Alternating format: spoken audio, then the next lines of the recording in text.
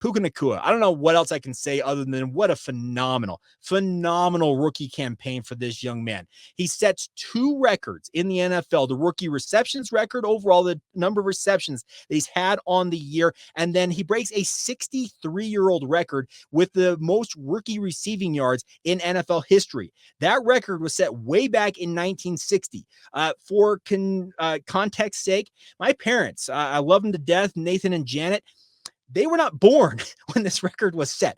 That's how old this record is. And it's just a phenomenal thing to see Puka doing his thing for the Los Angeles Rams. Now, he set this record against my beloved San Francisco 49ers, but hey, it's awesome to see him doing his thing, getting his opportunity to set this record. The best part was his mom was there. They had that embrace before the game. Then he sets the record and he takes over to the sideline and sees his mom again, Panina, and goes and gives her a big hug. His brother, Samson, I saw is in the crowd. I'm sure his other brothers, Kai and Isaiah, even I'm sure Tai's there as well. This is a true family thing when it comes to the Nacua clan. But what a time to have a guy from BYU doing what Puka is doing in the NFL. Now, I have seen some of the online chatter throughout this season, and I had a person DM me after Puka broke that record and said, Jake, what is Puka doing what he's doing in the NFL say about BYU's usage of him during his college career? And I had half a mind to say, what are you talking about? The thing about this is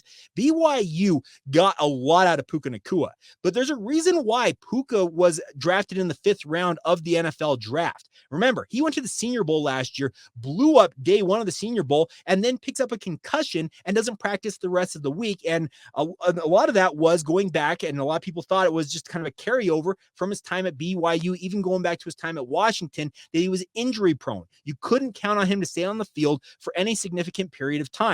Think about the limited number of games that BYU got out of him in his career relatively. When he was on the field for BYU, absolutely dynamic, maybe the best player on the field, the best player in the state of Utah. I thought his final season at BYU, but once again, when he was on the football field. The one thing the Los Angeles Rams got out of Puka Nacua was a fully healthy season from Nacua, and he absolutely delivered. The record was 104 receptions, so he gets 105, goes over 1,400 yards plus in receiving yards. What an incredible season it was for Puka Nacua, but it's kind of the I guess opposite of what BYU got out of him, because BYU would have liked to have had Puka on the field more often than he was. I think it was 1,486 yards set the record for him. That's what it was. 105 receptions, just incredible numbers. Think about if Puka Nacua had played 12 or 13 games at BYU, what he was capable of potentially contributing to this BYU offense. The sad part was BYU got 7 games out of him his final season in Provo. BYU got a lot out of Puka Nacua, and Puka Nacua got a lot out of BYU as well, because it got him to the NFL. I will never forget that catch he had against Boise State to help BYU beat the Broncos.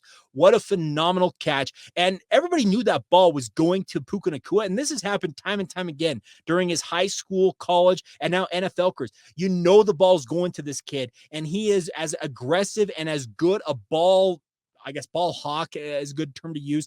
He is as good at going and getting the football as anybody I have seen with my own eyes in many, many years. He is going to have a phenomenal NFL career. And the Los Angeles Rams, they put out a video of him on draft day, and I think it was Les Snead, their GM, or one of their scouts, was saying that he doesn't test well. And Puka Nacua did not test well. He's not a guy that jumps off the page at you and said, yeah, you know what? That's a number 1 wide receiver. That guy's got everything. He's 6'4". He's 220 pounds. Like, everybody looks at, for example, a DK Metcalf from the Seattle Seahawks. I'll use him as an example. DK Metcalf is what you think of a prototypical wide receiver. 6'4", 6'5", 220 pounds, runs like a 4.40.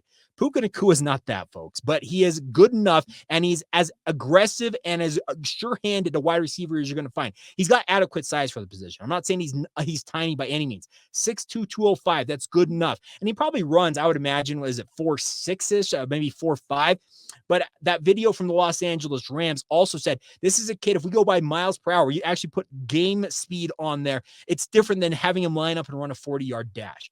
That's the thing about this. I think we get too caught up on when it comes to the NFL draft and prospects for guys at the pro level, is we look too much at the numbers, how much the best bench press was, their 3-cone drill. You know what? there are a lot of guys, and they mentioned the name Alec Ogletree. Ogletree, who plays for Los Angeles Rams as a linebacker, is not going to wow anybody with his physical prowess and his testing numbers. But what Alec Ogletree is a phenomenal linebacker at the NFL level. Puka Nacua is that same way. His numbers, testing-wise, are not going to make you think, okay, we need to go get this guy. But when you watch him on film, you're like, yeah, we need this dude. And Sean McVay in that video said, I've got they said, I think you had a vision for this guy, don't you? And he's like, yes, I do. Let's go get him. They got him in the 5th round. What a steal it is. And Puka Nacua, what a way to deliver. What a way to deliver on what a lot of people out there thought was, okay, we'll see if he can hang in there in the league and carve out a little niche for himself. Oh, he carved out a niche for himself. He carved out a starting job for himself in the NFL. This is an incredible story. And I know you would have liked to see more of what he's done at the NFL level at BYU, but BYU got as much out of him as they could because he just wasn't on the field all the time for BYU. If Puka Nacua had played a 12 or a 13 game season at BYU with a bowl game, I'm telling you, the numbers would have been off the charts. Puka Nacua is right there in the mix with Austin Collie, Cody Hoffman, Eric Drage, on down the list of the greatest receivers in BYU football history. There's no if, and, or but about me, but the only problem is he has relatively fewer numbers and games played at BYU versus some of those other guys that have the more gaudy statistics that will go up against him for the quote-unquote GOAT status. So yeah, I get the thought that BYU, they didn't get everything they wanted out of a guy like Puka during his time in Provo, but I think both sides benefited immensely from his God-given talent, and it's awesome. It is phenomenal. I'm loving every week. By the way, the Los Angeles Rams are in my NFC West division. I'm gonna have to see Puka Nacua torching the San Francisco 49ers secondary for years to come. You know what? I will just smile and just enjoy it, even though it hurts me as a 49ers fan to watch him do it against my team. But he's done it against everybody. This is one of those singular seasons that will not soon be forgotten, and we should celebrate it more fully than I probably have, and all of us maybe should have. So congratulations to Puka Nacua. Awesome stuff. Here's to even better years to come for him. And I fingers crossed, knock on wood, get my lucky rabbit's foot out, whatever I've got to do to ensure that he stays healthy at the NFL level. Puka is kind of the new Taysom Hill. Remember, Taysom Hill had, 4 season-ending injuries in 5 seasons at BYU and has been very healthy and very durable during his NFL career. Well, I'm hopeful that Puka Nacua gets the same type of a run in the NFL like Taysom has had, where it's essentially a clean bill of health, and they're able to go out there and do what they love to do, and that is play football and be impact football players for the respective franchises. So congratulations once again to Puka Nacua, and let's just enjoy him for what he is and thank him for honestly coming to BYU and doing what he did in a BYU uniform.